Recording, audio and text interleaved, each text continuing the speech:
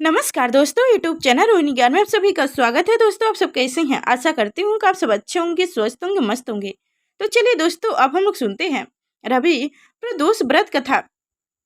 बेहद खास है सावन अधिक मास का पहला प्रदोष व्रत।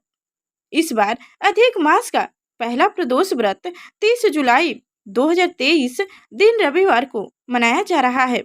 धार्मिक ग्रंथों के अनुसार अधिक मास पुरुषोत्तम मास भगवान श्री विष्णु का महीना है जो हर 3 साल में आता है।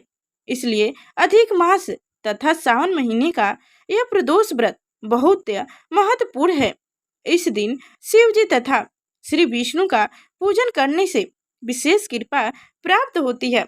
तो चलिए दोस्तों, अब हम लोग सुनते हैं रवि प्रदोष व्रत कथा।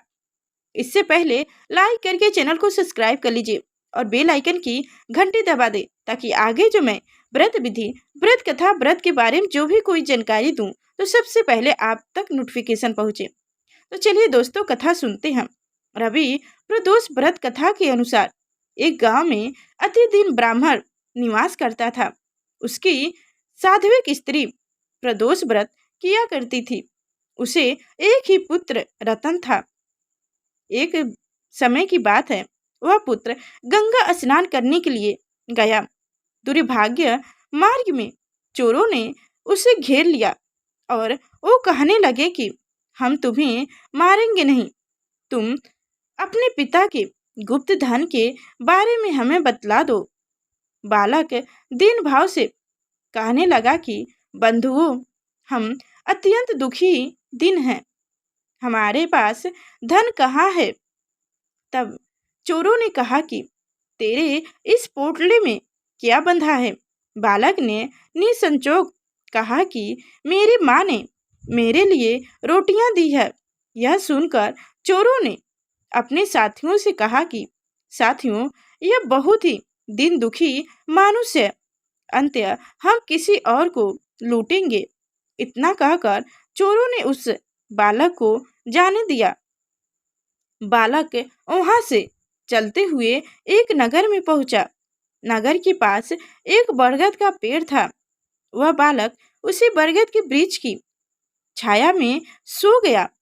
उस समय उस नगर के सिपाही चोरों को खोजते हुए उस बरगद के वृक्ष के पास पहुंचे और बालक को चोर समझकर बंदी बनाकर राजा के पास ले गए। राजा ने उस कारावास में बंद करने का आदेश दिया। ब्राह्मणी का लड़का जब घर नहीं लौटा तब उसे अपनी पुत्र की बड़ी चिंता हुई। अगले दिन प्रदोष व्रत था। ब्राह्मणी ने प्रदोष व्रत किया और भगवान शंकर से मन ही मन अपनी पुत्र की कुशलता की प्रार्थना करने लगी। भगवान शंकर ने उस ब्राह्मणी की प्रार्थना स्वीकार कर ली। उसी रात भगवान शंकर ने उस राजा को स्वप्न में आदेश दिया कि वह बालक चोर नहीं है, उसे प्राप्त काल छोड़ दो, अन्यथा उसका सारा राज्य वैभव नष्ट हो जाएगा। प्राप्त काल राजा ने शिव जी की आज्ञा अनुसार उस बालक को कारावास से मुक्त कर दिया। बालक ने अपनी सारी कहानी राजा को सुनाई। सारा वृत्तांत सुनकर राजा ने अपने सिपाहियों को उस बालक के घर भेजा दिया और उसके माता पिता को राज दरबार में बुलाया। उसके माता पिता बहुत ही भयभीत थे। राजा ने उसे भयभीत देखकर कहा कि आप भयभीत ना हो, आपका बालक निर्दोष है। राजा ने ब्राह्मण को 5 गांव दान में दे दिया जिससे वो सुखी पूर्वक अपना जीवन व्यतीत कर सके। भगवान शिव की कृपा से ब्राह्मण परिवार आनंद से रहने लगा। अंत्य जो मनुष्य रवि प्रदोष व्रत को करता है वह सुखपूर्वक और निरोगी होकर अपना पूरे जीवन व्यतीत करता है तथा उसके जीवन में खुशहाली आती है।